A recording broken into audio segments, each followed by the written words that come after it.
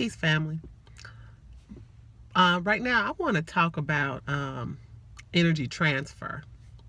Um, in order for me to fully uh, help y'all to get the how energy transfer goes, we have to first understand the physical body. The physical body is like reference to like a car. It's a shell. It's something that the soul controls. And you know, the soul is nothing more than energy, the energy that comes from the solar system. And so upon death, that's why the body is supposed to be returned to the ground. And the soul returns back to the solar system, and it comes back in a form of new life. Once the first breath is taken, that is when the soul is within the child. That's why, like, even in our government, the fetus is not considered born or a soul until they drew a breath, until they've had a form of life.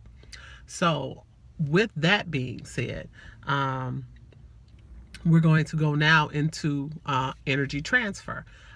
Energy is transferred when people are interacting through conversations, through sexual exchange, and stuff like that. Um, um, you can like it, an example of that would be like you were in a good mood when you're in your home, and you leave out and you go to work, and you know you may be in customer service, and so you're interacting with a lot of people, and how like dealing with a very nasty person, you know, starts altering your mood. You're not as happy as you were when you first left out, and by the end of the day you may be, you know, angry, or you might be sad, depending on the field of work that you're in, the type of people that you've interacted with. um the same thing can say you can say the same thing when you bring, like, if people have house parties and you bring a lot of people into your home, and after the party is over and the people leave, you know, the couple will get to fighting and arguing, you know, and they're not understanding where it comes from. The man says, oh, she must be on her period, and the woman is like, oh, well, he just crazy. Mm-mm. It's because of all of the energy transfer that's happened and transpired in your home, and it leaves residue. Energy leaves residue. We leave an energy trail with us. So the people that you come around, they leave the residue of their energy on to you.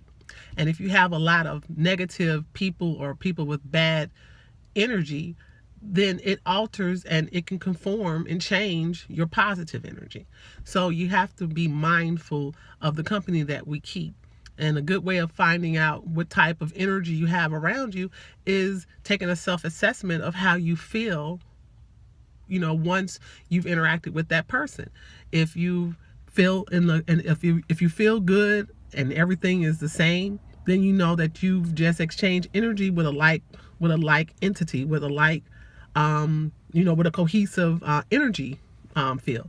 But if you feel like after you get done talking, your best friend or a friend or a coworker, and you feel bad, or you feel sad afterwards, or you feel tired or exhausted, then that means that that person was taking away from your energy. And those are the people that we have to be careful of. And people are not doing it intentionally, they are not aware of it. So, you know, we have to advocate for ourselves, to know when a person is taking away from you, or if they are adding value to you.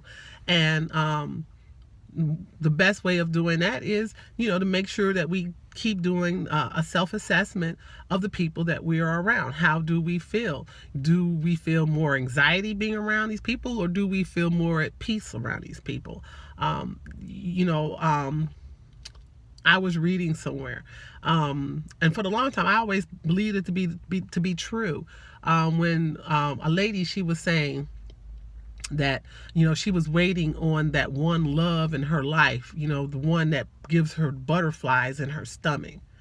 And you know, the person, the therapist that she was talking to, told her that those butterflies are your soul, your body is responding negatively to the person that you're around. So butterflies, when you're feeling butterflies, when you're around somebody, that's not a good thing. That's your body sending you an alarm system that's saying, get away, bad energy. And we have to be mindful of that, because if you're around somebody that's bringing positive energy to you, your body is at peace, your body is calm, everything is still on go, you're still positive, you're still happy, you're still, glowing and all of that. That's when you are in kindred spirit. But when you're not in kindred spirit, that's when you find out that your mood is changing. You went from happy to sad, you went from happy to angry, you went from happy to stressed out. That's when you know that you're around energy that is your yang, your yin and yang. And that right there just leads to a lot of chaos and confusion and within yourself. So we have to be mindful of that. And the best way, when you do come into contact with negative energy, like I say, energy it's sort of like conduiting.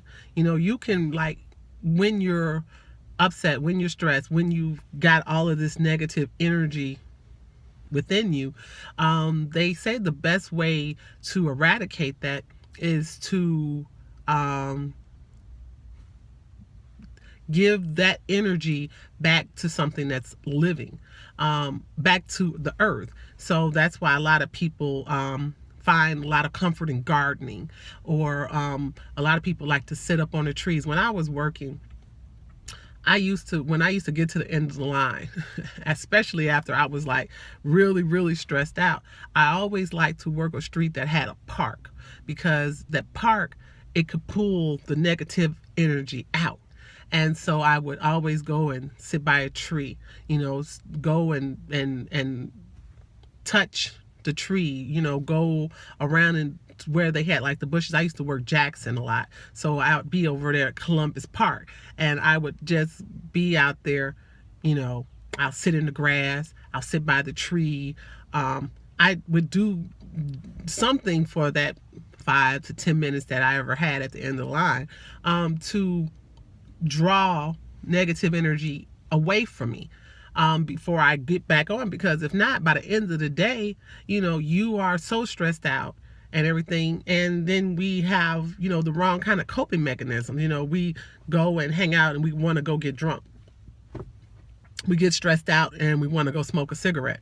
Those those vices, are negative vices. If you're not drinking, out of celebration, I always say never ever drink, because you're stressed out or you're angry, because that evokes the negative energy that you have within you. And so we have to change those practices of getting rid of negative energy. They say exercise is a good way of releasing negative energy, because it releases the good hormones, in your brain. But, if you're not able to, go to the gym or go for a walk, those same chemical releases are done by interacting with nature. Sitting in grass, running your hands through the grass. It's like a conduct, and it pulls that energy out of your body. So on that note, I know I'll talk about it again, but I did want to share that thought, with you guys, about being careful about, one, the people that we hang around, two, the people that we have intercourse with, and how to get rid of negative energy in a healthy way. So on that peace.